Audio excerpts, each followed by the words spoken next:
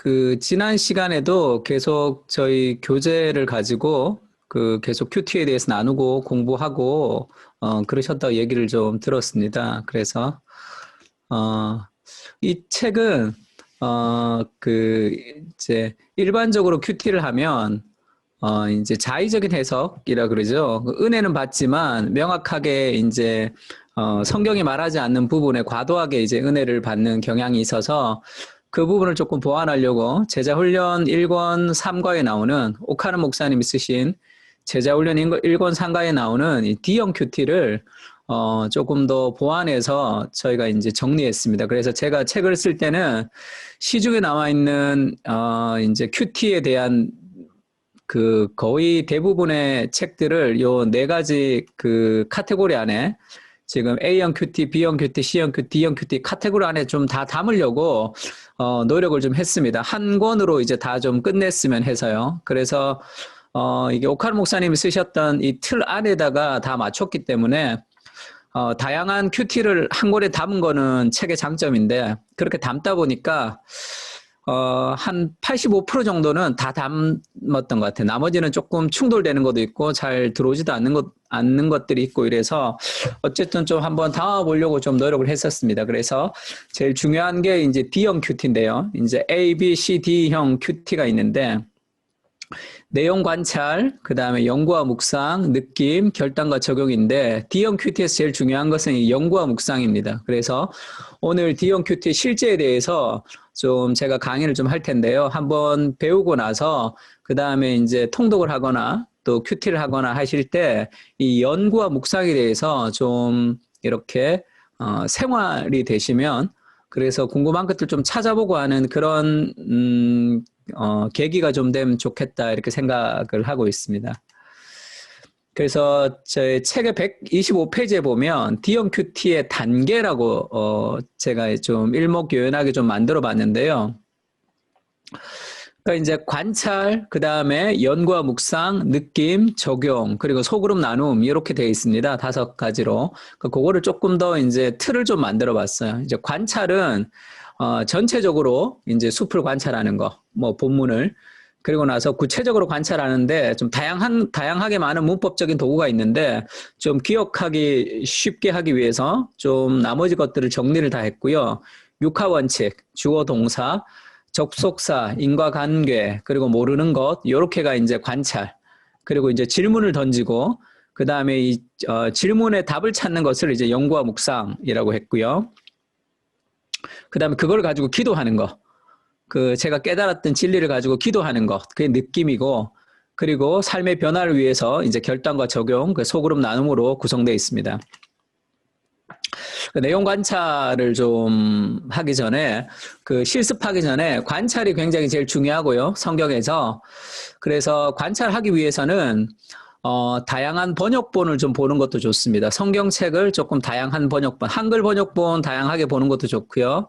그 다음에 이제 영어 성경 같은 것도 좀 보는 것도 괜찮습니다. 그래서 요런 본문 있죠. 우리가 잘 아는 본문. 마가복음에 나오는 씨 뿌리는 비유. 많이 이제 유명한 비유죠. 마가복음 4장 4절에 보면 뿌릴새 덜어는 길가에 떨어져서 새들이 와서 먹어버리죠. 또 덜어는 돌밭에 떨어져서 싹이 나오지만 뿌리가 없어서 마르고 또 덜어는 가시떨기에 떨어지죠. 가시 기운이 막고 또 덜어는 좋은 땅에 떨어져서 30배, 60배, 100배 결실한다라는 이 밭의 비유를 이제 잘 아실 거예요. 근데 이것도 그냥 이렇게 보면 이 밭이 몇 가지 밭이 나오죠? 지금 밭이 몇 가지 밭이 나와요? 지금? 손으로 한번 표시 좀 해보세요. 밭이 몇 개예요? 예, 주로 이제 4개라고 이제 얘기해서 3개는 결실을 못하고 1개가 결실을 한다. 지금 어느 분이 5개라고 하셨는데, 네. 덜어는 길가, 그 다음에 돌밭, 그 다음에 가시떨기, 좋은 땅에서 주로 이제 4개라고 생각하는데, 요것도 이제 다른 번역본을 보면요. 몇 개의 밭이 나오는가? 주로 이제 4개인데, 하나가 결실하고 3가지는 결실을 못한다. 이제 그렇게 이제 생각하기도 쉬운데요. 저도 예전에 그렇게 설교도 한번 했던 것 같아요. 근데 이제 어느 날 성경을 보다가, 이제 번역본을 보다가요. 그러니까 영어 성경인데, 이제 some seed, 그러니까 어떤 씨가 이제 떨어지는 거죠. 그 다음에 other seed, 또 다른 씨가 떨어져요. 그 밭에. 그리고 4장 7절에 other seed, 또 다른 씨, 세 가지 씨가 떨어집니다. 근데 4장 8절에 보면 other seeds라고 되어 있어요. 복수예요, 복수. 그러니까 나머지는 단수. 세 가지 밭은 단수고 마지막에 좋은 땅은 이게 복수로 돼 있어요. 복수로. 그러니까 우리나라 성경에는 덜어는 이러니까 꼭 밭이 네 가지 같은데 마지막 밭은 이 복수로 돼 있습니다. 그러니까 지금 이게 몇 가지 밭입니까? 이렇게 하면 정확하게 얘기하면 밭이 6개가 있는 거죠.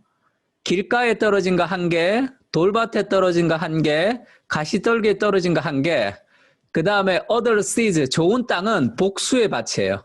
그러니까 30배 밭, 60배 밭, 100배 밭 이렇게 해서 지금 3대 3, 6개의 밭에 반반이 결실하는 거죠. 그러면 4분의 1이라고 생각했던 거는 우리가 이 관찰을 잘 못했던 거죠. 그래서 다양한 번역본을 통해서 성경을 보면 훨씬 더 좀 많은 것들을 좀 알 수 있습니다. 이거는 이렇게 다른 번역본을 보는 게 좋겠죠. 그래서 D형 큐티 아까 제가 질문을 받았는데 D형 큐티는 얼마에 한 번씩 하면 좋습니까? 근데 매일 D형 큐티 하기에는 시간이 부족합니다. 그래서 매일매일은 C형으로 큐티를 하고요. D형 큐티는 일주일에 한 번 정도 하는 거예요. 일주일에 한 번 정도 하면서 그걸 좀 길러내는 게 좋고, 근데 이제 C형 큐티를 하다가도 잘 모르는 거 있으면 이제 찾아보는 습관만 기르면 그 대부분 다 D형으로 할 수 있습니다. 그래서 다양한 다른 번역본을 주로 보는 게 좋고요. 그 다음에 이제 그 사전 같은 걸 좀 찾아보는 게 좋은데, 뭐 이런 구절 있죠. 예수께서 이르시되 마음과 목숨과 뜻을 다하고 하나님을 사랑하고 이것이 첫째 되는 계명이요 둘째도 그와 같으니 내 이웃을 내 자신같이 사랑하라 하셨으니 이 두 계명이 온 율법과 선지자의 강령이니라. 이 말씀 다 아시죠? 강령이 뭐예요? 강령 뭔지 아시는 분? 강력한 명령이다. 주로 이제 저희 교회에서 이제 얘기하니까 주로 강력한 명령이다. 이렇게 얘기를 많이 하더라고요. 근데 강력한 명령은 아닙니다, 지금. 이 두 계명이 온 율법과 선지자의 강령이니라 할 때 영어 성경을 찾아봐도 온 율법과 선지자의 강령이니라 할 때 강령이란 단어가 없어요. 원래 행온입니다. 이 걸려 있는 거죠. 강령이라는 게 걸려 있다는 거예요. 그러니까 그게 무슨 말인가 하면 이때 강자가 한문으로 이 별이 강자라는 거예요. 별이 강. 그냥 강하다 할 때 강자가 아니고 이 별이가 무슨 말이냐 하면 정당이나 노동조합 같은 단체의 기본 입장. 이 별이가 정당이나 노동조합 같은 단체의 기본 입장인 별이겠어요? 이건 아니겠죠. 그러면 2번의 의미가 뭐냐면 어떤 일의 기본이 되는 큰 줄거리겠죠. 어떤 일의 기본이 되는 굉장히 큰 줄거리가 이 별이 강자다. 그래서 이 별이 강인데 별이가 뭐냐면 이게 그물이죠. 그물 코가 다 걸리는 거예요. 그러니까 요거를 별이라고 그럽니다. 이 그물에. 근데 그물 코가 다 걸려 있죠. 그래서 이 줄 하나 당기면 마지막 위에 있는 이 별이를 당기면 그물이 다 딸려오죠. 그러니까 하나님을 사랑하고 사람을 사랑하는 것이 온 율법과 선지자의 강령이라는 게 무슨 말이냐면 하나님 사랑과 이웃 사랑이라는 이 줄기에 모든 율법이 다 걸려 있는 거예요. 다 걸려 있는 거예요. 그러니까 성경에 있는 다른 모든 율법은 다 거기에 걸려 있는 거예요. 그러니까 하나님을 사랑하고 이웃을 사랑하면 이제 온 율법이 다 성취가 되는 거죠. 그래서 다른 신약에 보면 율법의 완성, 율법을 마치는 것, 그것이 이웃 사랑이 온 율법을 완성했다 이렇게 표현하는 것도 다 여기에서 나왔어요. 그러니까 그냥 강령이라 할 때 그냥 강령이라면 무슨 말인지 잘 모르겠지만 그걸 조금 궁금해하면서 사전을 좀 찾아보면 그러면 훨씬 풍성한 이해를 좀 알 수 있습니다. 저는 이제 예전에 청년들을 좀 많이 상대했는데요. 목사님 성경 어려워요 이런 얘기 많이 해요. 목사님 성경이 어려워요 이렇게 얘기합니다. 근데 성경 별로 어렵지가 않아요. 영어도 잘하는 애들이 많은데 그 다른 공부하는데 한 0.5%만 성경에 써도 성경을 잘 알 수 있습니다. 그러니까 영어 공부할 때도 영어를 그냥 보면 모르잖아요. 그러니까 문법도 공부하죠. 사전도 사죠. 사전도 찾아보잖아요. 근데 성경은 사전도 없고 여러 가지 다른 것도 없고 성경만 보면서 이제 성경이 어렵다는 거야. 제가 영어 공부할 때는 단어 모르면 찾아보면서 성경을 읽을 때 단어 모르면 안 찾아본단 말이에요. 그러면 잘 모르겠죠. 그래서 늘 제가 목사님 성경 어려워요. 그러면 성경 하나도 안 어렵다. 너 영어 공부하는데 0.5% 정도만 사용하면 성경 굉장히 쉽다. 그래서 조금 더 이제 그 큐티를 배우고 나면 조금 더 이제 성경 사전도 찾아보고 성경에 대해서 좀 공부해보고 이런 마음들이 좀 있으면 훨씬 더 성경을 좀 재밌게 그리고 좀 유익하게 좀 읽을 수 있습니다. 그래서 아까도 그 추천해주고 싶은 주석이나 그런 질문을 좀 받았는데요. 스터디 바이블이라고 있어요. 지금 주석을 다 사기는 굉장히 좀 버거웠고 비싸기도 하고 또 주석마다 다 좀 건전한 주석이 있고 아닌 것도 있고 그래서 분별하기가 쉽지 않으니까 스터디 바이블은 굉장히 유용합니다. 그래서 NIV 스터디 바이블이라고 스터디 바이블이 지금 번역된 게 나와 있고요. 그 다음에 ESV 스터디 바이블도 나와 있습니다. 그래서 ESV 스터디 바이블은 조금 더 이제 복음주의권 아래서 조금 더 넓게 쓰여졌고 NIV는 조금 더 이제 조금 좁은 입장으로 쓰여져 있습니다. 그래서 처음 성경을 공부하시는 분은 NIV 추천하고 싶고요. 조금 이제 신앙생활 좀 오래 하신 분은 ESV 성경 스터디 바이블도 괜찮습니다. 다 좀 번역이 됐는데 이게 가격이 조금 있습니다. 가격이 조금 있는데 그래도 한번 사면 평생 보니까 그렇게 사서 좀 계속 옆에 두시고 보시면 좋을 것 같고요. 그 다음에 이제 영어 책을 혹시 이거는 지금 지평서원에서 번역을 하고 있고요. 번역을 하고 있는데 3년 전에 번역이 시작했는데 아직 끝나지가 않았습니다. 이제 곧 번역이 될 것 같은데 The Reformation Heritage King James Study Bible이라는 이 스터디 바이블이 있습니다. 그래서 영어를 좀 잘 하시는 분은 요거를 좀 추천하고 싶은데요. 요 책은 성경 창세기 1장부터 계시록 마지막까지 다 장장별로 요약이 다 돼 있어요. 다 요약이 돼 있어서 요거를 이제 성경을 보고 또 보시면 굉장히 도움이 되는 그런 스터디 바이블입니다. 자, 그러면 오늘은 이제 D형 큐티를 실제 어떻게 D형 큐티가 이루어지는지를 제가 잠깐 좀 진행을 좀 할 텐데요. 본문은 마가복음 1장 32절에서 35절입니다. 한번 천천히 한번 읽어볼까요? 제가 한 2분 정도 시간을 좀 드릴 테니까 한번 쭉 좀 읽어보세요.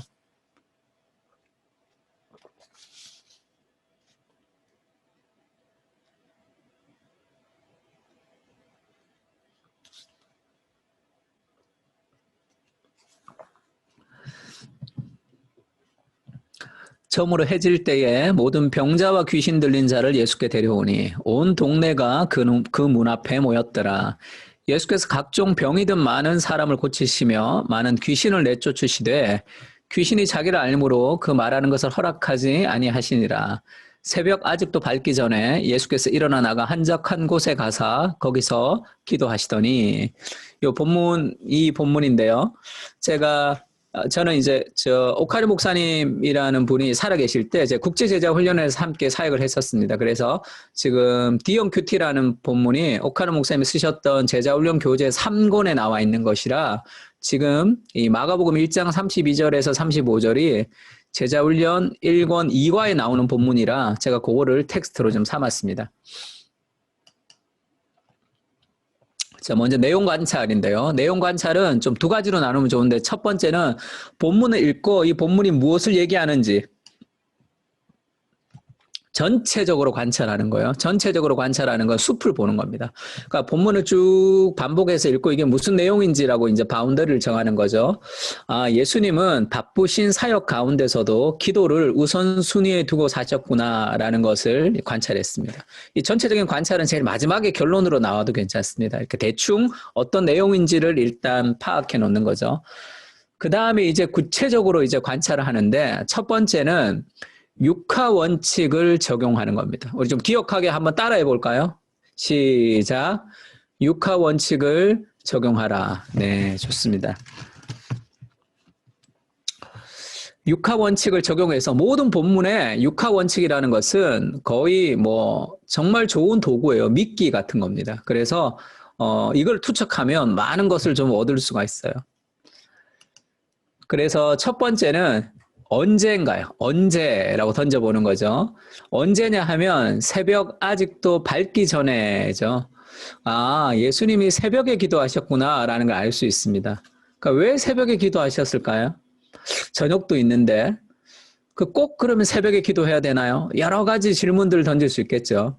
근데 왜 새벽에 기도하셨냐 하면 바쁘신 삶을 살았죠. 예수님이 쫓기는 삶을 살지는 않았지만 예수님은 빡빡한 하루를 사셨습니다. 그리고 뭐 저녁에 기도할 수도 있지만 새벽 시간은 통제하기가 쉬운 시간이죠. 그래서 나는 매일 뭐 저녁 7시나 저녁 8시에 나는 매일 기도한다라는 사람 치고 매일 기도하는 사람 많지가 않아요.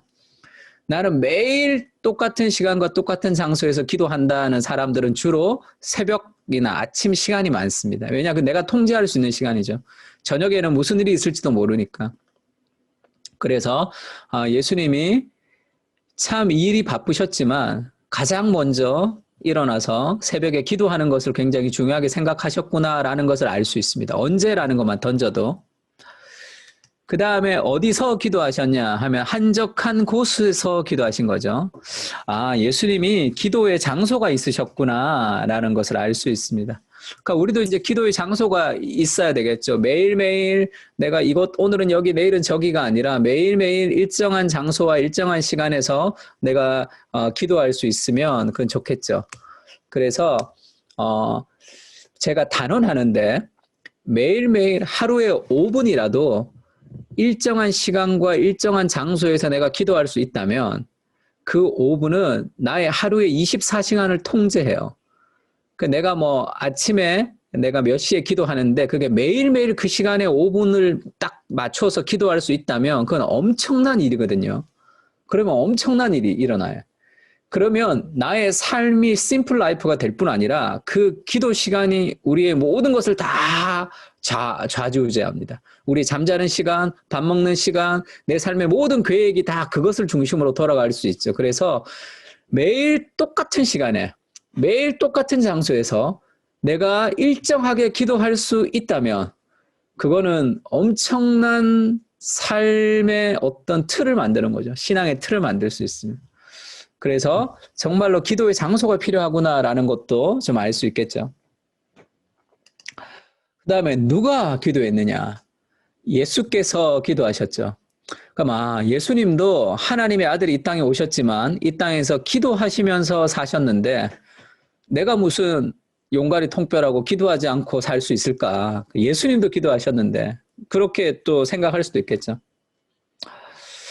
그리고 예수님이 무엇을 하셨냐? 기도하셨죠. 예수님이 기도하셨다 그러면 이제 그 관주 성경 같은 거 있으면 관주, 이 크로스 레퍼런스, 다른 성경 구절이 이렇게 연결되는 것들을 좀 찾아보는 것도 괜찮습니다. 아니면 성경 읽다가 이런 본문이 나오면 이제 성경이 좀 떠올라도 괜찮겠죠. 예수님이 기도하셨구나 이런 생각을 좀 하게 되면 히브리서 5장 7절 8절도 이렇게 떠오를 수 있습니다. 같이 한번 읽어볼까요? 그는 육체에 계실 때에 시작. 그는 육체에 계실 때에 자기를 죽음에서 능히 구원하시리 이에게 심한 통곡과 눈물로 간구와 소원을 올렸고 그의 경건하심으로 말미암아 들으심을 얻었느니라. 그가 아들이시면서도 받으신 고난으로 순종함을 배워서 예수님이 이 평생 기도하시며 사셨는데 예수님의 인생을 심한 통곡과 눈물로 간구와 소원을 올렸고 성경 그렇게 나와 있죠. 아, 예수님도 참 고통스러운 삶의 어려움을 기도하셨구나라는 걸 알 수 있습니다. 또 5장 8절에는 어떤 거 알 수 있죠? 그가 하나님의 아들이시면서도 받으신 고난을 통해서 순종함을 배우셨다 이렇게 얘기하죠. 예수님은 인생을 힘들지 않게 살았던 게 아니라 예수님도 고난을 통해서 순종을 배우신 인생을 사셨구나라는 걸 알 수 있습니다. 그러면 우리도 고난 가운데 이 고난은 하나님 우리에게 순종을 가르쳐 주시는 하나님의 방식이고 이것을 기도를 통해서 나도 하나님 앞에 나가야 되겠다라는 것도 우리가 좀 적용할 수 있겠죠. 어떻게 기도했는지는 나오지는 않습니다. 본문에는 예수님이 어떻게 기도했는지는 나오진 않아요. 알 수는 없지만, 그리고 예수님이 왜 기도하셨는지도 알 수는 없어요. 근데 왜 기도하셨는지는 알 수 없지만 이제 문맥을 따라 유추는 해볼 수 있습니다. 예수님이 왜 기도하셨는지, 그 이른 아침에 그 새벽에 예수님이 왜 기도하셨는지 그건 조금 이따가 좀 찾아보겠습니다. 그러니까 성경을 볼 때 이 육하 원칙을 던져서 성경을 보면 그냥 내가 성경을 읽을 때보다 훨씬 더 많은 정보를 알 수 있고 그것을 가지고 묵상의 세계로 들어갈 수 있는 거죠. 다양하게 생각해 볼 수 있습니다. 그리고 두 번째가 이제 성경을 볼 때 주어랑 동사를 파악하는 게 굉장히 중요해요. 특히 동사는 굉장히 중요합니다. 왜냐하면 히브리어와 헬라어가 원어가 이제 히브리어로 쓰여져 있고 구약은, 신약은 헬라어로 그리스어로 쓰여져 있는데 이 두 나라 말은 동사가 굉장히 발달되어 있어요. 그래서 동사 하나만 보면 시제, 태, 인칭, 단수냐 복수냐 다 알 수 있습니다. 그래서 동사가 굉장히 발달된 언어로 지금 성경이 쓰여졌기 때문에 동사를 중심으로 보시는 것은 굉장히 중요하고요. 그리고 왜 이렇게 성경에는 동사가 굉장히 많아요. 그래서 왜 그러냐 하면 뭐라 그럴까, 하나님이 일하시는 분이시라 그렇지 않나. 그러니까 성경 굉장히 역동적인 책입니다. 그래서 동사를 굉장히 중요하게 보시면 훨씬 더 많은 관찰을 할 수가 있고요. 그러니까 주어 동사를 파악해야 되는데 요 본문에서는 이제 주어 동사를 먼저 파악하기보다 이제 3번의 접속사를 파악하는 게 더 이제 본문을 이해하는 데 도움이 되어서 접속사를 파악하고 나서 주어 동사 나중에 좀 파악하겠습니다. 성경에서 접속사는 굉장히 중요해요. 그래서 영어 성경 같은 데 보면 접속사만 봐도 돼요. 목사님 저 영어 잘 못하는데 그래도 접속사만 봐도 괜찮습니다. 우리나라는 글 쓸 때 학교에서도 레포트 쓰거나 이제 논술을 쓰거나 글을 쓸 때 좋게 점수를 받으려면 접속사를 생략해야 돼요. 그러니까 우리나라는 글 쓸 때 접속사를 댈 수 있으면 생략을 하면 할수록 더 깔끔하고 좋은 문장이라고 얘기합니다. 그래서 우리나라 말에는 접속사가 많이 생략돼요. 그러니까 성경에도 접속사가 엄청나게 많이 생략됐습니다. 그래서 성경을 볼 때는 이렇게 다른 새번역도 괜찮아요. 새번역, 그 다음에 현대인의 성경 같은 쉬운 성경 이런 것들을 봐도 괜찮고 영어 성경도 괜찮습니다. 그러니까 접속사를 좀 잘 살피는 것도 굉장히 중요해요. 그래서 그런 거 있죠. 오직 성령이 너에게 임하시면 너희가 권능을 받고 예루살렘과 유다와 사마리아와 땅끝까지 이르러 내 증인이 되리라 할 때 오직이죠. 오직. 그러면 그 오직이 뭘 같으세요? 영어로 하면 그 오직이 뭔 것 같으세요? 오직, only라고 생각하는데 그렇지가 않고 주로 but이에요. but, 그러나 합니다. 그래서 우리나라 성경에 오직이라고 번역된 거는 대부분 다 그러나예요. 그러나. 그걸 오직이라고 번역했습니다. 그것만이 아니라. 그래서 그런 것도 있고 오직 성령의 열매는 이렇게도 나오죠. 오직 성령의 열매는 사랑과 희락과 화평과 할 때도 그게 그러나 성령의 열매죠. 육체의 일과 성령의 열매를 대조시키니까. 그래서 접속사는 굉장히 좀 중요하고요. 지금 마가복음 1장 32절에 보면 점으로 해질 때에 모든 병자와 귀신 들린 자를 예수께 데려오니 이렇게 시작해요. 성경에. 근데 영어 성경만 봐도 end가 있어요. end. 그러니까 지금 점으로 해질 때 이렇게 시작되는 게 아니라 그리고 점으로 해질 때니까 그러면 1장 32절에 보면 그리고가 나와 있으니까 그 위에 그 문맥과 연결이 된다는 걸 알 수 있죠. 그럼 그 위에 문맥을 좀 한번 살펴보고 싶단 말이에요. 그리고가 있으니까. 그래서 그 위에 문맥을 살펴봤더니 마가복음 1장 21절부터 스토리가 계속 이어지는 거예요. 35절까지 이어지는 스토리입니다. 안식일 오전에 예수님이 하셨던 일, 안식일 오후에 예수님이 하셨던 일, 안식일 저녁에 하셨던 일이 하루가 이렇게 연결되어 있는 거예요. 그래서 안식일 오전에 예수님이 뭘 하셨는가 한번 살펴봤더니요. 안식일 오전에 회당에 들어가서 가르치셨습니다. 이제 설교하셨죠. 가르치셨어요.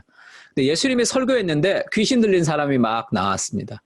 그래서 마가복음 1장 26절에는 예수님이 더러운 귀신 들린 사람들을 고쳐주셨어요. 그러니까 설교하기도 힘든데 설교하고 나서 막 귀신 들린 사람을 막 또 귀신을 고쳐주셨어요. 그 귀신이 소리 지르고 나오고 하는 일들이 있었습니다. 이게 안식일 오전에 있었어요. 그렇게 오전에 설교도 끝나고 귀신 사역도 끝이 났는데 안식일 오후에는 또 신방을 가셨어요. 베드로의 장모가 열병으로 누워 있었습니다. 그래서 안식일 오후에 예수님이 설교하시고 또 귀신 내어 쫓으시고 그 다음에 오후에는 베드로 장모의 열병을 고쳐주셨어요.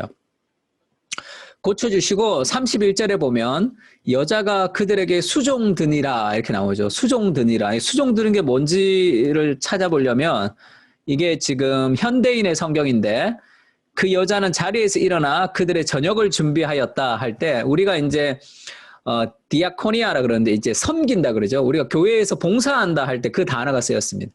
그러니까 지금 예수님이 베드로의 장모의 병을 고쳐주고 베드로의 장모가 저녁을 준비하고 그러니까 이 밥을 먹었겠죠. 밥을 먹고 예수님이 그냥 일어났겠어요. 뭐 같이 좀 그 대화도 하고 예수님이 얘기도 하고 그러셨겠어요. 예수님은 병 고침이 목적이 아니기 때문에 그 사람들과 함께 또 대화도 하고 상담도 하고 그러셨겠죠. 안식일 오전에 설교하시고 귀신을 내어 쫓으시고 안식일 오후에 베드로의 장모의 열병을 고치시고 또 그들과 함께 시간을 보내셨습니다. 그리고 나서 안식일 저녁에 이제 집에 가신 거죠.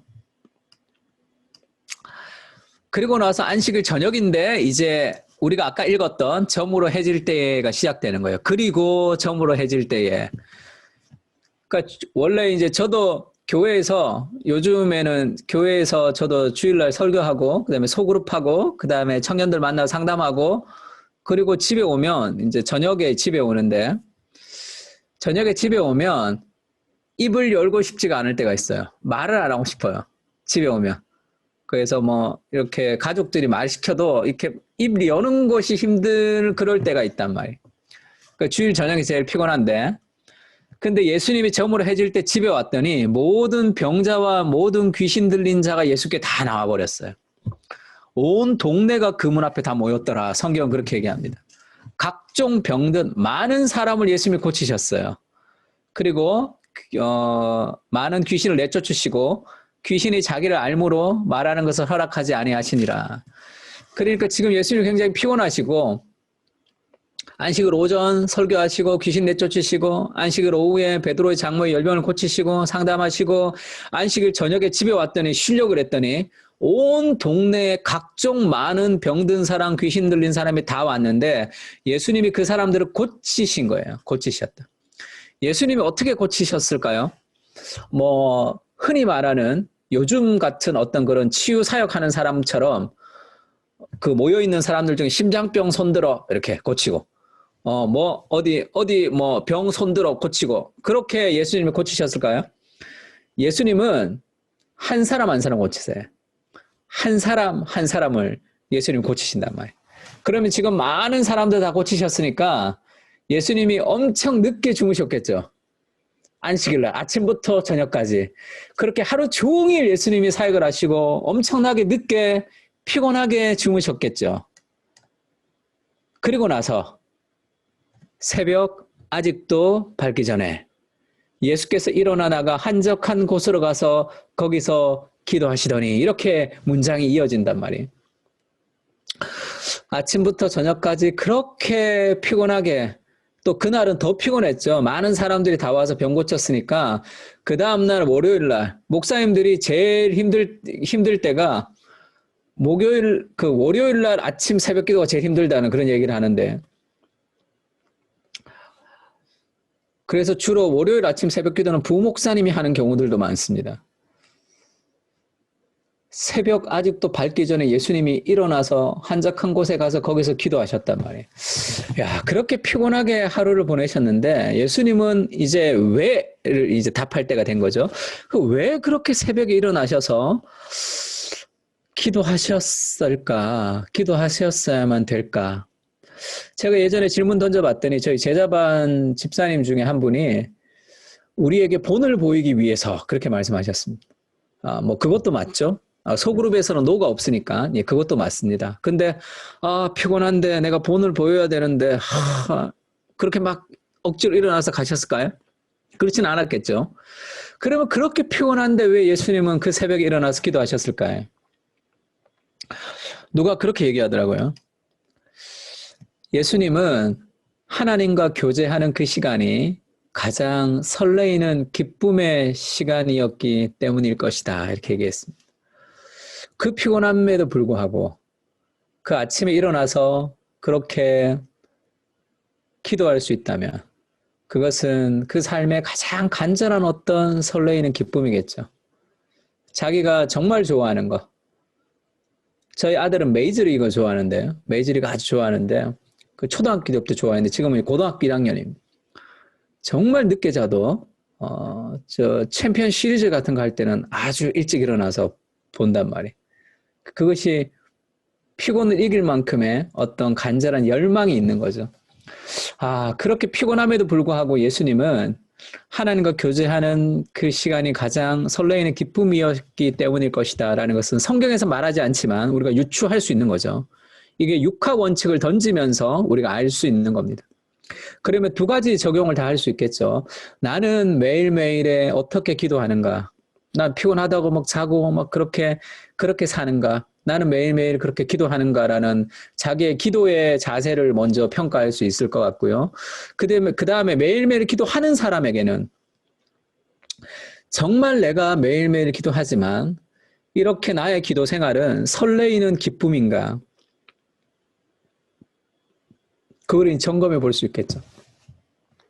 그러니까 지금 본문에서 육하 원칙만 던져도 참 다양한 것들을 우리가 이제 배울 수 있습니다. 제가 예전에 성경 읽다가 예수님이 그 무리를 걸어서 제자들을 고치러 제자들을 도우러 오실 때 무리로 걸어 오실 때 그때가 밤 사경이라 이런 표현이 있어요. 밤 사경이면 새벽 3시에서 6시 정도 됩니다. 새벽 3시에서 6시 그 제일 캄캄하고 어두울 때 아무도 없을 때 그 새벽에도 예수님이 우리를 구하기 위해서 무리를 걸어서라도 오시는 분이시죠. 그 새벽에 그 아무도 나의 외로움과 고통을 잘 몰라줄 그 시간에 하나님이 그 시간에도 무리를 걸어서라도 나를 찾아오시는 분이시구나. 그것도 언제라는 것을 던지면서 우리가 알 수 있는 거죠. 그래서 성경에서 육하 원칙은 굉장히 중요합니다. 이거는 뭐 아무 본문이나 다 던지면 돼요. 그래서 그것을 가지고 성경을 가지고 생각을 막 하고 묵상하는데 사용하면 굉장히 도움이 됩니다. 그리고 나서 이제 주어와 동사를 좀 파악하는 주어와 동사는 굉장히 중요해요. 성경에서.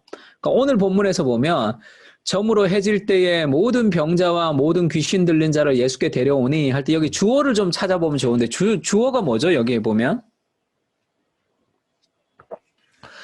우리나라는 글을 잘 쓰는 사람들은 주어를 생략할 수 있으면 생략하라고 얘기해서 우리나라 글에는 주어가 좀 생략되는 경우도 많습니다. 그래서 영어에 보면 I, 그 다음에 he, she 이런 게 꼭 들어가지만 우리는 안 그렇죠. 내가라는 말 잘 안 써요. 그냥 뭐 했다 그러면 내가 한 거예요. 오늘 뭐 했다 그러면 내가 한 거죠. 나라는 말을 잘 안 씁니다. 나라는 말을 쓰면 우리나라는 조금 이상해져요. 제 친구 중에도 현진이라고 있었어요. 현진이. 근데 걔는 말할 때마다 현진이가 뭐 했어? 현진이가 뭐 했어? 늘 그랬어요. 그래서 우리가 좀 싫어했던 기억이 있습니다. 그러니까 우리나라 말은 주어가 자꾸 생략되죠. 여기도 주어가 없어요. 근데 요게 이제 ESV 성경에 보면 they가 있습니다. 그들이 데리고 온 거죠.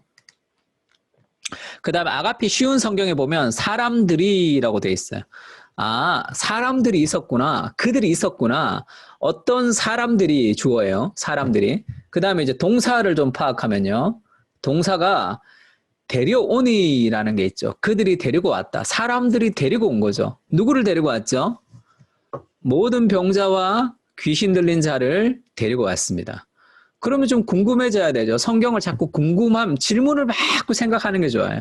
성경을 가지고 생각을 많이 하면 뭐라 그럴까요? 보약 먹는 것 같아요. 보약을 먹으면 이 보약이 어떤 재질이 어떤 기능을 통해서 어떻게 내 몸을 좋게 하는지는 잘 모르죠. 그냥 먹기만 먹으면 몸이 좋아집니다. 성경을 자꾸 생각하면 성경을 생각하는 시간이 많으면 많을수록 훨씬 더 그것이 나의 영혼에 유익을 주는, 보약에 막 이렇게 에너지가 이렇게 퍼지듯이 그것을 생각할 때 그것이 깊어진다고 생각합니다. 예전에 오카노 목사님은 이 곰탕 끓이듯이 끓이라 이렇게 얘기했어요. 그런 것도 뭐 곰탕 끓일 때 이렇게 시간을 많이 두면 이렇게 잘 끓여지잖아요. 이 성경을 갖고 많이 생각하는 것은 굉장히 좋습니다. 그들이 예수님께 모든 병자와 귀신 들린 자를 데리고 왔단 말이에요. 그러면 궁금해져야 되죠. 왜 데리고 왔을까요? 걸어오면 되잖아요. 자기들이 오면 되잖아요. 그런데 데리고 왔어요. 그 왜 데리고 왔을까요? 그러면 모든 병자 중에 왜 그 병자들은 자기가 걸어오면 되는데 이 사람들이 데리고 왔을까? 그럼 두 가지를 생각할 수 있겠죠. 첫 번째는 별로 안 오고 싶으면 누군가 데리고 와야 되겠죠. 두 번째는 걸어올 수 없을 정도의 병 걸린 사람들은 누군가가 데리고 와야 되겠죠. 교회도 마찬가지겠죠. 누군가가 데리고 와야지만 예수님께까지 올 수 있는 사람들도 있습니다. 너무 상처를 많이 받았거나 너무 힘들거나 너무 어려운 사람들은 누군가가 데리고 와야지만 예수님께 올 수 있어요. 혼자서 올 수 없는 사람도 있는 거죠. 그러면 우리 교회에 혼자서 올 수 없는 사람이 누구 있는가? 우리가 좀 살펴보고 연락하고 그래 올 수도 있겠죠. 신약에 보면 예수님 앞에 중풍병자가 있었죠. 친구들이 그 침낭을 들고 와서 침상을 지붕을 뜯어서 위에서 예수님께로 내리는 장면이 있습니다. 그 왜 그랬을까요? 그 4명의 친구는 이 친구가 예수님을 만나고 싶단 말이에요. 근데 혼자서는 갈 수 없으니까 누군가가 데리고 가야지만 갈 수 있는 거죠. 아, 여기도 누군가가 데리고 온 사람이 있었구나라는 것을 우리가 동사 하나 보면서 알 수 있습니다. 그러면 굉장히 중증 병자들도 있었겠다는 걸 알 수 있겠죠. 두 번째, 귀신 들린 자는 왜 데리고 와야 될까요? 뭐 당연하겠죠. 귀신 들렸는데 예수님께 나가고 싶은 사람이 어디 있겠어요. 본인이 귀신 들려 있는데 안 가려고 했겠죠. 그러면 누가 데리고 왔을까요? 가족이나 정말 그 사람을 사랑하는 사람들이 데리고 왔겠죠. 예수님께 안 가고 싶었으니까, 예수님께 안 가고 싶은 사람을 붙들고 예수님께 데리고 와야 되니까, 그리고 완전히 걸어서 올 수 없는 중증 병자들이 많았으니까. 그러면 성경에는, 아까 우리가 읽었던 성경에는 온 동네가 다 모였다 그랬어요. 온 동네가. 그러면 그 상황이 성경을 묵상할 때 우리가 그 저자 입장, 성경의 입장으로 들어가는 게 좋은데, 그래서 충분히 관찰을 하면 할수록 훨씬 더 건전하게 거룩한 상상력을 통해서 우리가 성경 안으로 들어갈 수 있습니다. 그러면 한번 들어가 보세요. 상상력을 가지고 들어가 보면 지금 중증의 병자들을 사람들이 다 데리고 와서 온 동네가 다 있어요. 그리고 귀신 들린 사람, 안 오고 싶은 사람도 가족들이 다 데리고 왔단 말이에요. 그럼 그곳이 어떻겠어요?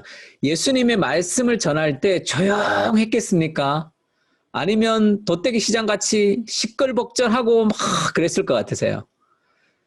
그 소리가 막 들리는 듯하죠? 아픈 사람들은 아프다고 소리를 지르고,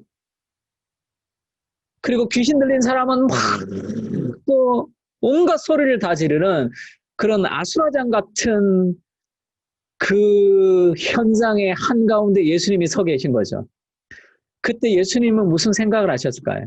우리가 이제 묵상을 배울 때, 묵상은 이 3가지 생각, 그러니까 2가지가 이제 제일 중요한 것은 그 저자의 마음이 어땠을까? 그 다음에 그 상황 속에 있는 하나님의 마음이 어땠을까를 생각하는 게 굉장히 좋습니다. 하나님이 등장하지 않아도 뭐 사사기 같은 본문을 보면 이렇게 이스라엘이 죄악 가운데 막 죄를 짓고 있을 때 하나님의 마음이 어떠셨을까를 생각할 수 있죠. 그러니까 지금도 뭐 요즘 같은 이런 시대에 하나님의 마음은 어땠을까? 교회를 바라보는 하나님의 마음은 어떨까도 생각할 수 있습니다. 그럼 지금 이 상황을 보시는 예수님의 마음은 어떠셨을까 생각할 수 있겠죠. 이 고통하는 세상, 이 고통하는 사람들, 하나님이 사람은 하나님과 함께 영원을 살도록 지음받았는데 죄로 인해서 사망과 죽음과 병이 들어와서 이렇게 고통하는 사람들의 신음소리를 들으면서 예수님이 무슨 생각을 하셨을까요? 내가 죽어서 이 고통과 이 병과 이 저주를 다 끊어, 끊어주고 싶어하는 그런 애타는 마음들이 좀 있었을 거라 생각합니다. 그리고 이 데리고 오는 사람들의 입장은 어땠을까요? 얼마나 간절하게 데려왔을까요? 제가 예전에 신천지에 빠진 사람들이라는 이제 그 프로그램을 한번 봤는데요. 신천지에서 탈출했던 사람들을 보면 주로 엄마에게 감사한다 이렇게 얘기해요. 아빠에게 감사한다. 왜 그러냐면 신천지에 빠져 있을 때 엄마가 가지 마라 그러면 어떡해요? 이 여자가 나한테 왜 그래? 이렇게 얘기하죠. 그리고 엄마한테 모진 소리를 막 한단 말이에요. 나쁜 말 막 하고 그다음에 경찰에 신고하죠. 이 여자가 나 감금한다고. 그렇게 모진 소리를 하지만 엄마니까 그 얘기를 다 듣고 그를 붙드는 거죠. 딸을 놓치고 싶지 않으니까. 그렇게 딸이 함부로 하지만 그 함부로 하는 말을 다 듣지만 그 엄마가 계속 포기하지 않기 때문에 그 딸이 회복된 거 아닙니까? 마찬가지죠. 누군가가 데리고 오는 사람이 있는 거죠. 안 오고 싶었던 사람들, 귀신 들린 사람 오고 싶었겠어요? 다 누군가가 데리고 와서 그 아수라장 같은 그 고통의 현장에 예수님이 서 계신 거죠. 이게 묵상이에요, 묵상. 그러니까 왜 병자와 귀신 들린 자를 데려왔을까 얘기했습니다. 그렇게 질문을 자꾸 던지는 거예요. 온 동네가 그 문 앞에 모였으니까 이게 얼마나 이 고통의 현장이 있었겠어요. 그러니까 저도 예전에 내적 치유 세미나라는 데를 한번 갔었는데요. 뭐 그 내용이 뭐 좋고 싫고를 떠나서 제가 제일 크게 느낀 게 뭐냐면 이 땅에 정말로 고통받는 사람이 많구나 그런 걸 느꼈습니다. 그리고 그 강사분이 뭐 특별한 거 하지 않았어요. 그냥 그렇게 얘기하시더라고요. 예수님이 지금 이 땅에 오셔서 육체를 입고 이 땅에 오셨으면 무엇을 해 주셨을까? 아마 여러분들을 안아주셨을 것이다. 이렇게 얘기하더라고요. 그래서 자매님들은 거기 그 사모님이, 그 다음에 형제분들은 목사님이 그냥 한번 안아주셨어요. 그냥 한 명씩 한 명씩. 근데 얼마나 많은 사람들이 울었는지 몰라요. 그리고 이 땅에 정말 고통받는 사람들이 이렇게 많구나라는 것을 좀 느끼고 돌아왔습니다. 예수님도 마찬가지였겠죠. 그 사람들을 향한 불쌍한 마음들, 예수님 마음 안에 드셨을 거라고 생각합니다. 온 동네가, 고통하는 온 동네가 다 그 문 앞에 모였죠. 그리고 나서 이제 그 인과관계를 살피는 것도 중요합니다. 그러니까 주어를 파악하고, 동사를 파악하고, 접속사를 주의하고, 그 다음에 인과관계를 보는 거죠. 원인과 결과를 보는 거예요.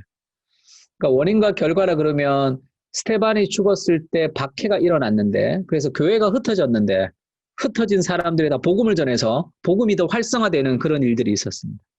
그러니까 원인은 박해인데 교회가 흩어졌는데 흩어지고 나서 부흥의 역사가 일어나는 거죠. 그러면 그런 걸 우리가 이제 배우고 나면 인생에 내가 당하는 고난도 이게 그냥 고난으로 끝나지 않을 수 있고 하나님이 이것을 통해서 더 아름다운 하나님의 역사를 만들 수도 있겠구나라는 걸 배울 수 있는 거죠.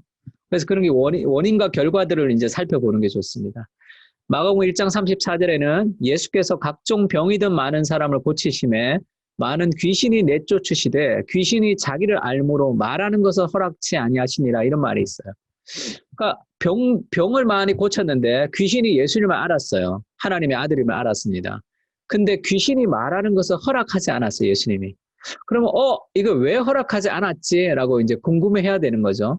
그래서 묵상을 통해서 답을 찾을 수 있으면 답을 찾아야 되고 묵상을 통해서 답을 찾을 수 없으면 그 다음에 연구라는 과정이 있는 거죠. 연구는 뭐냐면 내가 성경을 묵상했는데 큐티를 했는데요. 그 큐티한 것이 잘 모르겠어요. 정확하게 무슨 말인지 잘 모르겠어요. 그러면 2차 자료를 찾아보는 걸 연구라고 그래요. 그래야지 자의적인 해석에 빠지지 않을 수 있습니다. 나는 이렇게 생각했는데 이거 스터디 바이블이나 이런 걸 보니까 이게 이런 뜻이었구나라는 것을 아는 거예요. 그리고 좀 궁금한 거 있으면 목사님들한테 좀 질문을 많이 하는 게 좋습니다. 성경을 질문하는 게. 아니면 지금 이 교회 게시판 같은데 성경 Q&A라고 하나를 모아놔도 괜찮아요. 그래서 많은 사람들이 성경 Q&A 질문을 하고 이제 목사님들이 답을 달고 그 다음에 그 성경을 많이 공부하신 평신도 지도자들도 답을 달고 이런 것들을 하면 그 문제가 많이 쌓이기 때문에 대부분 비슷한 게 궁금하거든요. 그래서 그것을 쭉 볼 수도 있습니다. 그래서 질문을 많이 하세요. 근데 대부분 질문하라고 하면 질문을 잘 안 해요. 그리고 물어보면 목사님 이거는 질문이 너무 유치한데요. 이건 초등학생 같은 질문인데요. 뭐 이렇게 얘기하면서 초등학생 같은 질문은 없어요. 성경은 모든 질문 다 괜찮습니다. 그래서 편하게 질문하고 답을 찾는 과정, 그게 연구의 과정. 그래서 질문을 많이 할수록 답을 많이 찾을 수 있습니다. 그래서 2차 자료가 좀 있으면 좋겠죠. 성경을 찾아볼 수 있는. 그래서 뭐 주석을 아예 뭐 이렇게 그 하나를 구입하겠다. 그렇게 마음을 먹으시면 좀 건전한 주석 있죠.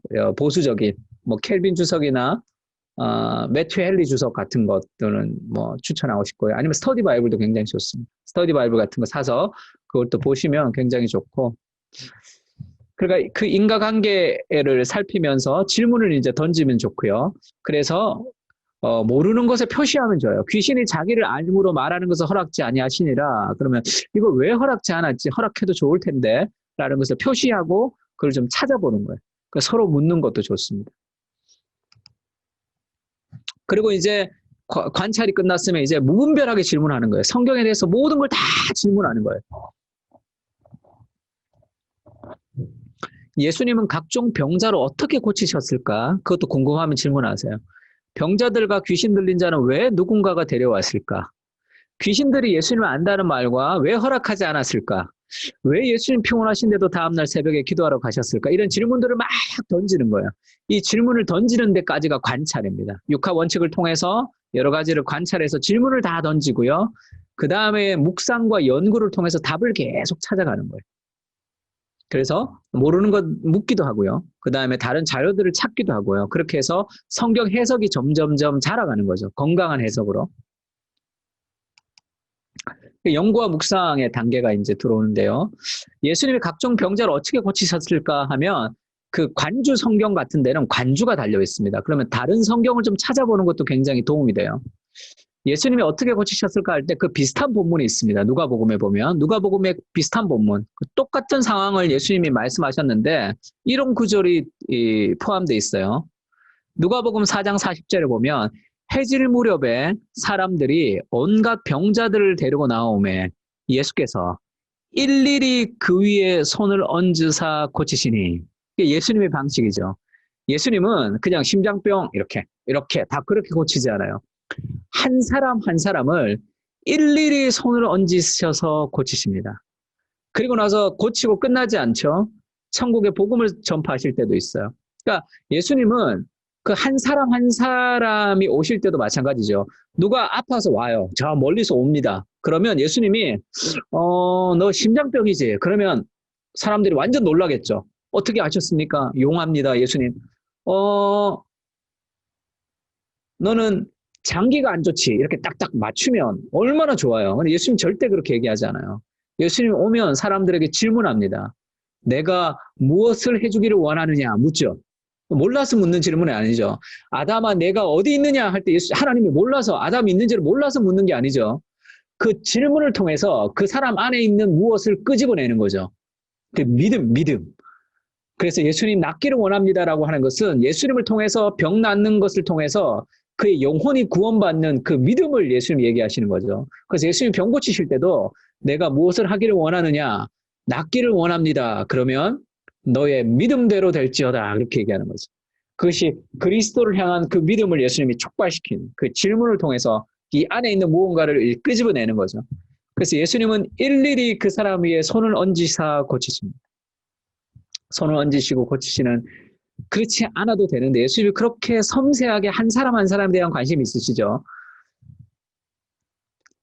제가 책에도 썼는데 그 문둥병자를 고치실 때 예수님이 그 손을 대시는 장면이 있어요. 성경에 손을 대시사 이렇게 나온단 말이에요.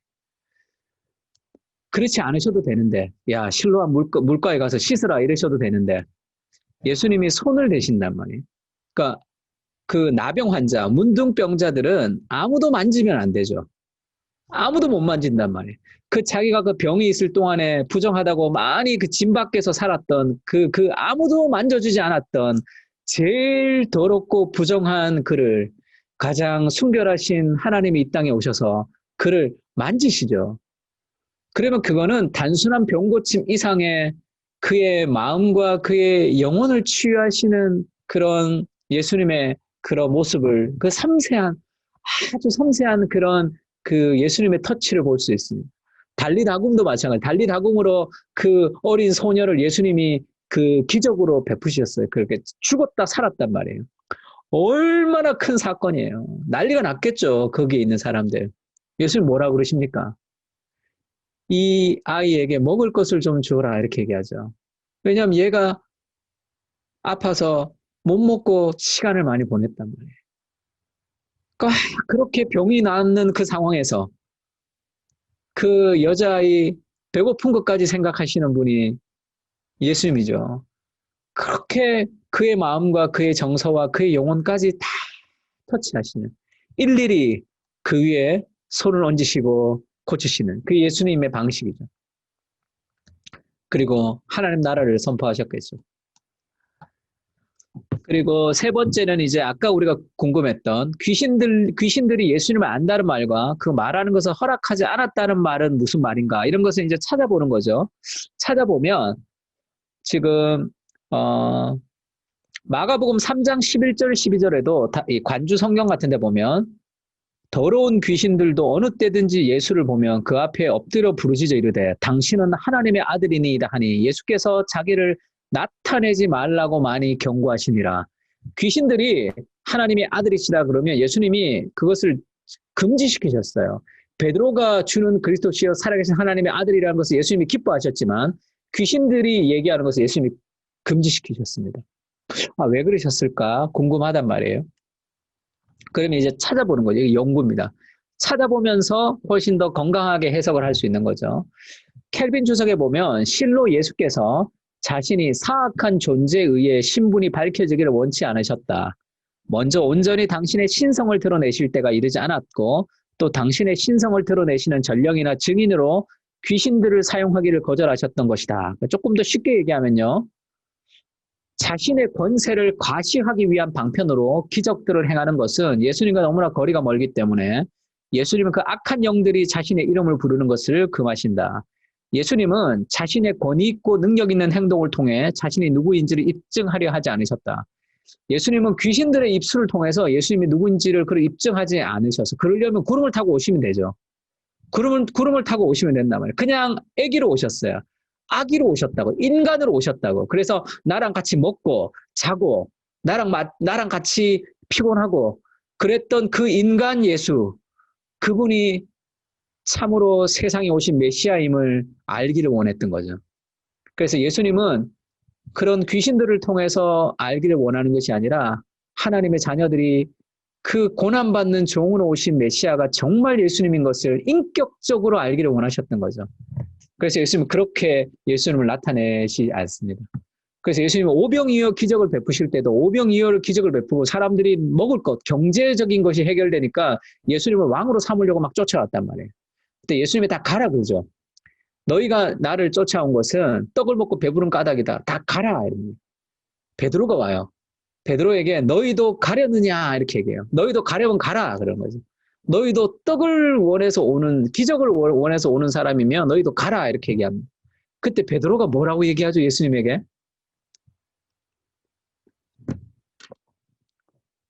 주님, 영생의 말씀이 계심에 우리가 어디로 가리까 이렇게 얘기합니다. 그 제자들은 예수님의 기적과 예수님의 병고침과 예수님의 무엇을 때문에 예수님을 따라오는 게 아니라는 거죠. 그분의 말씀. 그 말씀을 따라왔다. 그걸 그렇게 고백합니다. 예수님이 자기를 그렇게 드러내고 싶은 거죠. 귀신들을 통해서, 능력을 통해서 영광을 받는 게 아니라 고난받는 종으로 예수님 오신 거죠. 그래서 예수님은 하나님의 백성들, 하나님의 자녀들에게 알리기를 원하셨지, 그렇게 자기의 권위와 자기의 능력을 그렇게 과시하면서 그렇게 예수님이 자기를 입증하려 하지 않으셨단 말이에요. 그러면 이것도 여러 가지 적용할 수 있겠죠. 나는 내가 했던 일들, 또 내가 했던 지위, 내가 했던 직업, 그런 것들 통해서 뭔가 나를 좀 알리고 싶어하는, 뭔가 사람들에게 인정을 갈구하는 삶을 내가 추구하고 있지는 않은가. 정말 내가 낮아지고 섬기는 그런 삶들을 추구하고 있는가? 자기에게 적용해 볼 수도 있을 겁니다. 그 연구를 통해 질문에 답하라. 이건 아까 관찰해서 같이 한번 제가 다뤘습니다. 왜 데리고 왔을까? 혼자서 못 오는 사람들이 있었다는 거죠. 그리고 나서 중요한 거, 지금 관찰을 하고요. 그 다음에 연구와 묵상, 묵상도 하고 연구. 관찰은 읽고 질문하는 거. 연구와 묵상은 해답을 찾는 겁니다. 그냥 내가 내면으로 나 혼자 찾을 수 있는 걸 묵상이라고 한다면 2차 자료를 통해서 찾을 수 있는 것을 연구라고 할 거예요. 그렇게 해서 이제 건전하게 이 본문이 어떻게 얘기하는지를 알아갑니다. 그리고 나서 보편타당한 신앙의 원리로 만드는 것이 좋아요. 그러니까 하나의 그 원리, 명제라 그러죠. 그러니까 쉽게 얘기하면 목사님의 설교할 때 설교 대지같이 만드는 게 좋습니다. 그러면 누구나 적용할 수 있게 되기 때문에 그렇습니다. 그러니까 예수님이 나귀를 타고 예루살렘 성에 올라가시는 장면을 보고 아, 우리도 지금 나귀를 타야 되겠구나 이러면 잘못된 적용이죠. 지금 뭐 나귀 탈 필요가 없잖아요. 그러면 예수님이 겸손하게 나귀를 타고 예루살렘으로 입성하시는 그 장면을 보고 어떤 교훈을 얻어야 되냐면 그걸 보편타당한 신앙의 원리, 시간과 공간을 넘어서 적용할 수 있는 원리로 만들어야 되겠죠. 그것이 왕으로 입성하는 거죠. 그래서 하나님 나라의 리더십은 군림하는 것이 아니라 섬기는 리더십이라는 걸 보여주기 위해서 겸손하여 나귀를 타면서 예수님이 왕으로 입성하시는 거죠. 그러면 하나님의 나라의 리더십이라는 것은 군림하는 것이 아니라 섬기는 것이구나라는 원리로 우리가 그걸 하나를 가지면 어디에서나 다 적용할 수 있겠죠. 가정에서도 내가 가장이라고, 내가 뭐 직분자라고, 교회에서도 내가 그것을 위에서 사람들을 군림하는 것이 아니라 아래에서 섬겨야 되는 거구나라는 것을 배울 수 있습니다. 그럼 다 적용할 수 있어요. 보편타당한 신앙의 원리로. 그래서 그것을 명제화하는 것이 좋습니다. 예를 들면 예수님이 새벽에 기도하셨다는 것은 하나님과의 관계가 가장 우선순위이다. 이런 명제로 보편타당한 신앙의 원리로 만들면 다양하게 적용할 수 있습니다.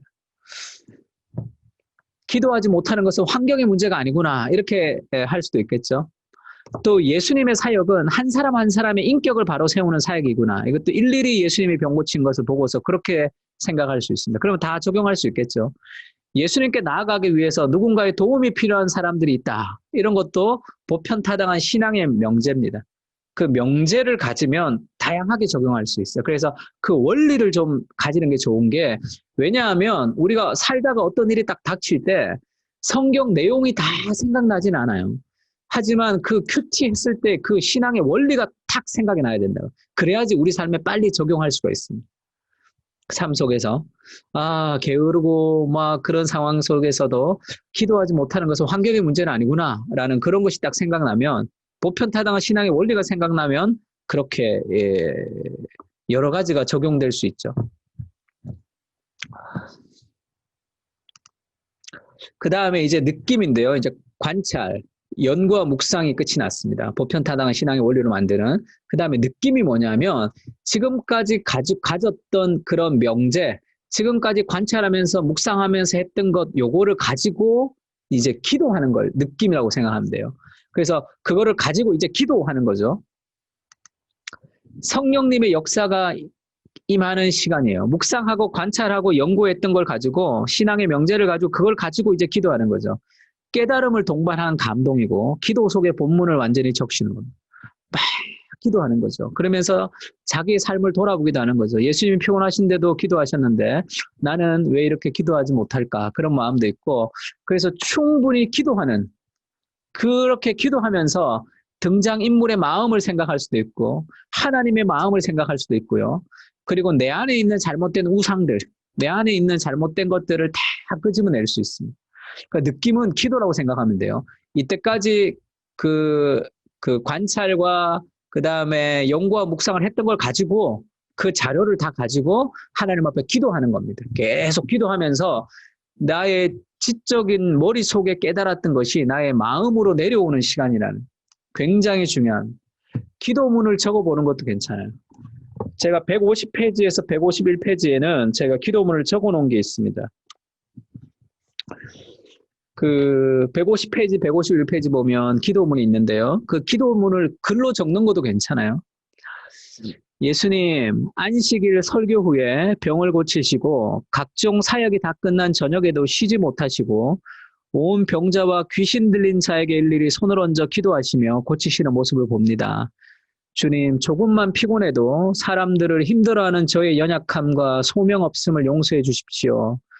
피곤하지만 날마다 기도의 자리에서 기쁨으로 나아가시는 예수님, 늘 입술로는 하나님을 의지한다고 고백하지만 정작 하나님과 설레는 교제보다 나의 육신의 편안함을 더 기뻐합니다. 하늘의 영광을 버리시고 이 땅에 오셔서 피곤한 인생을 사셨던 예수님, 오늘 주님의 모습을 기억하면 저는 한없이 초라하고 부끄러워집니다. 믿음이 없음을 용서해 주시고 하나님의 은혜로 다시 한번 열정을 회복할 수 있도록 은혜를 부어주십시오. 어떤 일보다 하나님과의 교제를 우선순위로 두셨던 예수님의 모습을 기억하며 하나님을 바라보고 기도하게 하여 주시고 환경을 이기는 기쁨을 회복시켜 주십시오. 사람들을 무리로 대하지 않고 한 사람 한 사람 내 앞에 있는 그 사람에게 최선을 다해 일일이 기도하며 사랑하게 하여 주소서. 누군가 예수님에게 나아가서 회복하기까지 이름 없는 무명의 사람들의 수고와 헌신이 있었기에 가능한 것입니다. 주님께 나아가지 못하는 고통받는 심령의 울부짖음을 들을 수 있는 눈과 사랑과 인내를 허락하여 주십시오. 또한 처절하고 연약하게 병든 자 같은 나에게 손 내밀어 주시는 그 은혜에 감사합니다. 받은 은혜대로 저도 주님이 맡겨주신 한 영혼의 목숨을 걸며 살아가겠습니다. 예수님의 이름으로 기도합니다. 아멘. 이렇게 이제 기도문을 하나 썼습니다. 이렇게 자기의 기도문을 쓰고 그 기도문을 가지고 기도하는 것도 좋습니다. 그래서 큐티를 하고 그걸 가지고 바로 기도하는 것이 굉장히 도움이 돼요. 그러면 우리의 감정이 하나님의 말씀 앞에 재조정됩니다. 그게 이제 느낌이고요. 느낌에서 제일 은혜를 많이 받고, 그리고 이제 결단과 적용이 있습니다. 결단과 적용에는 다양한 적용이 있어요. 다양한 적용이 있는데, 제가 좀, 얘기하고 싶은 건 적용지상주의로 가는 것은 좋지 않아요. 그러니까 반드시 적용해야 된다. 그것도 꼭 필요합니다. 그리고 적용하지 않으면, 임신했다가 낙태를 하는 것과 같다. 이렇게 얘기하는 그 큐티 책들도 많이 있습니다.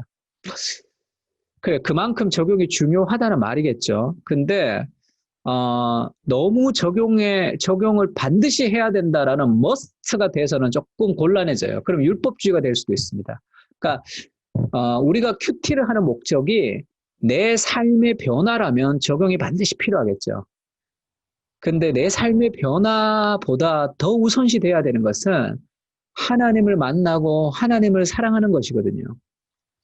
하나님을 만나고 하나님을 사랑하는 것이 되면 변화는 저절로 오는 거잖아요.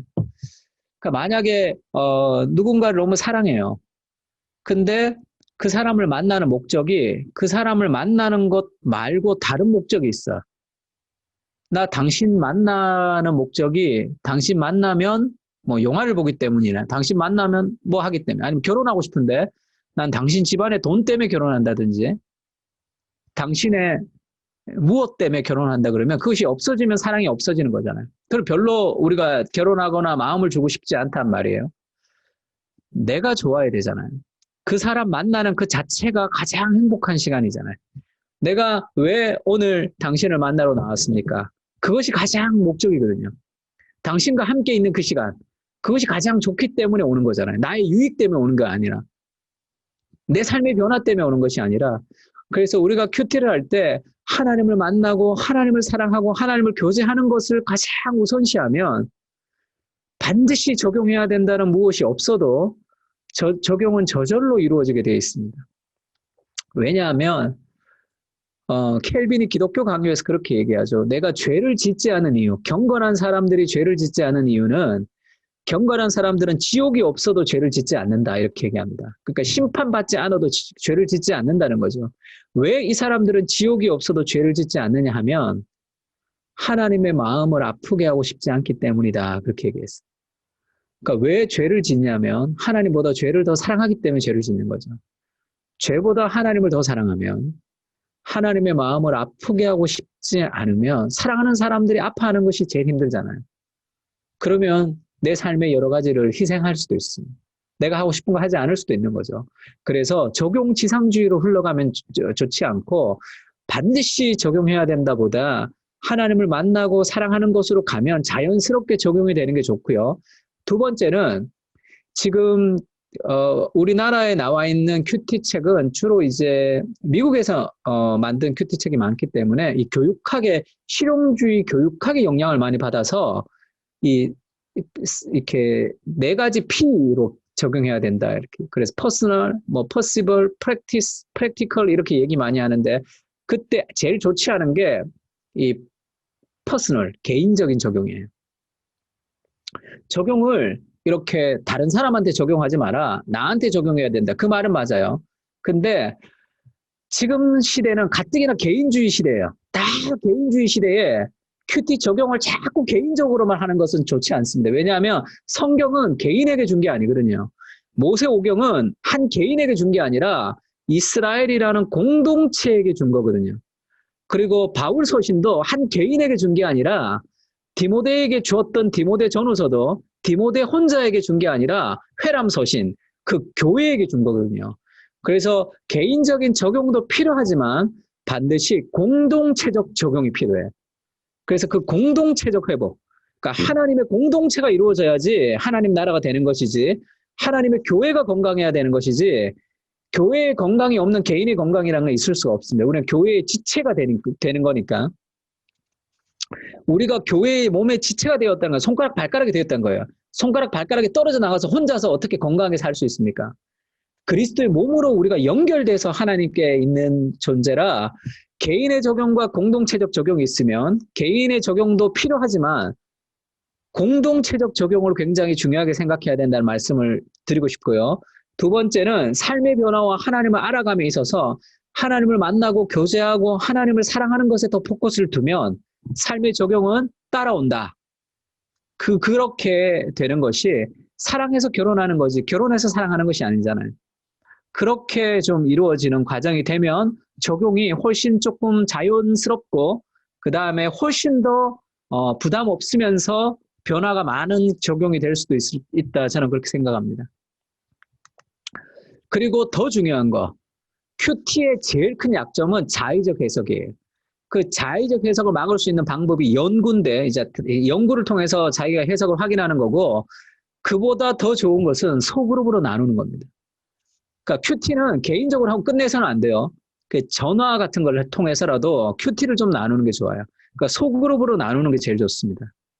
제가 예전에 그 청년부를 한번 할 때가 있었는데요. 예전에 제 부천에서 청년부 전도사를 할 때가 있었는데 그때 애들이 성경을 너무 몰라가지고 방학 때 아침 6시에 청년부 새벽 기도를 따로 했어요. 근데 그때 누가 나왔냐면 교회 처음 온 여자애가 나왔어요. 교회를 처음 왔는데 뭐 친구들 따라 그냥 새벽에 나와서 그때 새벽에 나오면 제가 샌드위치 해줬거든요. 큐티하고 샌드위치하고 먹고 이제 놀다가 가고 막 그랬어요. 그래서 이제 새벽에 뭐 몇 명 나오진 않았죠. 10몇 명 나왔는데 새로운 여자애가 초신자가 나왔어요. 그러니까 큐티를 했거든요. 그때 새벽에. 처음에 새벽에 오면 기도하고 시간을 줘요. 한 30분, 20분에서 30분 시간을 큐티하라 그러고 돌아가면서 큐티를 나누고 마쳤습니다. 1시간 정도 걸렸는데. 근데 큐티를 어떻게 합니까, 목사님? 그래서 걔가 처음 왔기 때문에 읽고 그냥 네가 마음에 떠오르는 거 써라. 그리고 그냥 나눠라. 그냥 그렇게 얘기했습니다. 근데 이 친구가 그것을 방학 동안 한 2달 했는데 2달 만에 큐티가 엄청나게 늘었어요. 큐티 학교를 가르치지도 않았는데. 그러니까 왜 그렇게 얘가 큐티를 그렇게 빨리 늘었을까 물어봤더니 자기는 하나도 할 줄 몰랐는데 매일 10명의 큐티를 듣는 거잖아요. 매일 듣고 또 듣고 하니까 어떻게 하나의 말씀이 이렇게 다양하게 적용이 되는지가 너무 놀랐고 그 다음에 또 한 가지 하나님의 말씀이 살아있다는 걸 알았다는 거예요. 왜냐하면 하나님의 말씀은 성경에서 동화책같이 쓰여진 게 아니라 왜냐하면 오늘 내 삶에 그렇게 큐티 나눌 때 어떻게 나눠요? 오늘 내가, 어제 내가 이렇게 나오는 거잖아요. 지금 서로 사랑하라라는 말이 나왔는데 그 2000년 전에 쓰여진 그냥 성경에 갇혀있는 글자인 줄 알았는데 오늘 내가 이렇게 나누니까 오늘 내가 미워하는 사람이 있는데 이렇게 막 나누니까 이 이거 지금도 이렇게 성경이 지금 살아있다는 것이 무슨 말인지를 자기가 깨달았다 이런 얘기를 제가 한번 들었습니다. 그러니까 소그룹 나눔은 굉장히 중요해요. 그래서 혼자 큐티하고 혼자 가지고 있는 것은 별로 도움되지 않습니다. 그것은 자의적인 해석에 빠질 수도 있고 그것은 어쩌면 독이 될 수도 있어요. 개인의 적용으로 끝나니까. 소그룹으로 나누는 게 좋아요. 소그룹은 나누지 못하면 전화해서라도 집사님 큐티 어떻게 했어요? 그리고 오늘 그 본문 어떻게 해석했어요? 그리고 어떻게 그것을 많이 나눌수록 훨씬 더 풍성해집니다. 소그룹 나눔 너무 중요하고요. 그래서 큐티를 배우는 가장 좋은 방법, 소그룹 나누는 거예요. 자의적 해석에서 벗어날 수도 있고 인격적 관계 속에서 양육되기 때문에 굉장히 좋습니다. 소그룹을 나누는 거. 그리고 마지막으로 제가 얘기하고 싶은 게 있으면 일기, 영적 일기를 쓰는 게 좋아요. 밤에. 영적 일기를 쓰는 것이 좋습니다. 제자 훈련할 때는 이제 일기를 하나씩 쓰는데 뭐 매일 쓰지 않아도 일주일에 한두 번도 괜찮습니다. 또 밤이 안 되면 낮도 괜찮고요. 일기 쓰는 게 굉장히 좋은 게 제가 제자 훈련할 때 D형 큐티 지금 저희가 귀납적 큐티 숙제도 내주고 영적 일기라고 일주일에 한 번씩 제출하는 숙제가 있어요. 근데 제자 훈련을 어느 정도 한 6개월 정도 하다 보면 훈련을 잘 받은 사람들은 한결같이 이렇게 얘기해요. 목사님, 저는 D형 큐티랑 영적 일기랑 구분이 안 돼요. 이렇게 얘기합니다. 그러면 그거는 정말 제자 훈련을 잘 받고 있는 중이거든요. 왜 D형 큐티랑 영적 일기가 구분이 안 되냐면 D형 큐티는 성경으로 시작하죠. 큐티는. 성경으로 시작해서 마지막에 삶으로 끝나죠. 자기 삶의 적용으로. 그런데 일기는 어떻게 시작해요? 삶으로 시작하죠. 오늘 뭐 했다, 오늘 뭐 했다, 오늘 기분이 나빴다 이렇게 시작하는데 끝은 어떻게 끝나요? 주로. 하나님 앞에 기도하면서 하나님의 은혜를 간구하면서 끝난단 말이에요. 그래서 D형 큐티는 말씀으로 시작해서 삶으로 연결되고 일기는 삶에서 시작해서 하나님으로 끝이 납니다. 이것이 아침과 저녁에 내가 큐티와 일기로 시작하고 끝낼 수만 있으면 하나님의 음성이 하루 종일 들리는 바운더리 안에서 살아갈 수 있어요. 굉장히 유익하고 큐티도 발전하고 일기도 발전합니다. 그리고 이것이 왜 좋냐 하면 그냥 큐티로 끝나지 않고 하나님의 말씀이 삶으로 스며든다 그러죠. 이거를 계속 반복하면 하나님의 말씀이 내 삶 가운데 스며드는 범위 안에서 들어오기 때문에 내 삶에서 하나님으로, 하나님에서 삶으로, 그리고 또 한 가지 이거를 나누는 거죠. 이건 뭐 거의 큐티의 삼위일체입니다. 큐티랑 일기랑 소그룹이면 이거는 뭐 이렇게 돌아만 간다면 그 삶에 있어서 엄청난 시너지 효과가 나타나요. 혼자서 개인적으로 몇십 년 큐티하는 것보다 훨씬 더 풍성해지고 삶에서 적용도 엄청나게 강합니다. 그래서 일기 굉장히 중요하고요. 자기 삶의 우상들을 막 들춰낼 수도 있습니다. 그 다음에 큐티, 말씀과 일기와 소그룹 나눔, 이게 같이 가야 돼요. 일기만 쓰면 너무 감상적으로 젖을 때가 있어요. 감정이 재조정되지 않을 때가 많습니다. 그래서 업앤다운이 심한 사람이 될 수 있어요. 감정적으로. 말씀만 계속, 큐티만 계속하면 좀 지적으로 딱딱해질 때가 있습니다. 같이 가야 돼요. 그래야지 균형을 이루고 이것을 소그룹으로 함께 나누는 이 바운더리가 깊이 돌아가면 그러면 정말로 풍성하게 삶을 적용할 수 있고 또 큐티했던 적용이 일기에서 깨달아질 수도 있고요. 소그룹 나눴던 것들도 큐티에서 적용될 수 있고 이 세 가지가 이렇게 돌아가기만 하면 굉장히 풍성한 영성을 좀 가지면서 살아갈 수도 있습니다.